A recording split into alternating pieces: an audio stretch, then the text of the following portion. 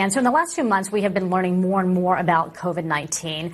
And as parts of our areas start to loosen up on restrictions, we need to continue to be vigilant. So here to talk about what we now know about the coronavirus, we have Dr. David Levy, an epidemiologist and CEO of EHE Health, to discuss some of the symptoms that we need to keep an eye on. So good morning, doctor. Thanks for being with us. I think the first thing that we need to think about as businesses start to open up is folks who are asymptomatic and how that can affect us all.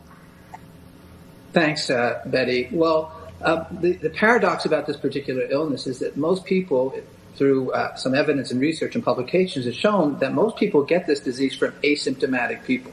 And so while it's important not to go to work if you're sick or you have a viral-like or flu-like illness, the point is that many people come to work and unwittingly are transmitting the disease.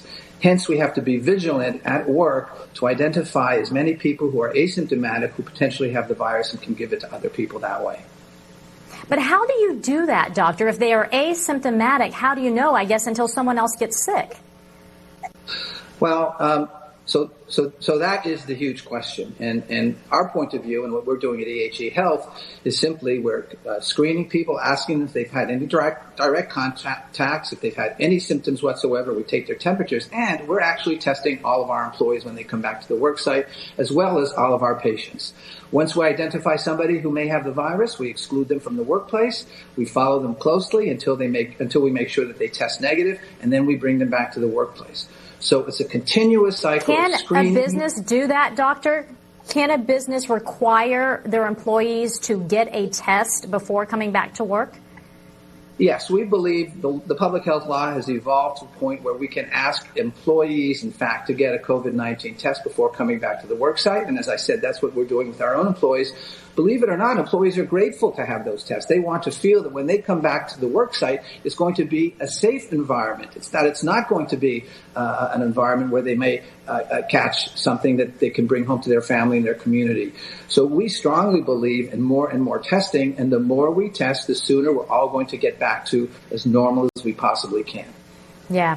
Yeah, testing and tracing is going to be key in all this, as we've heard the governor say many times. So this illness does continue to reveal new symptoms and side effects. As of now, though, what are some of the common symptoms? Well, as we all know, the common symptoms are flu-like illness, cough, sore throat, fever. We're learning now more and more folks with diarrhea, vomiting, abdominal symptoms. Now we're seeing even more unusual symptoms, things like COVID toes, blue toe syndromes.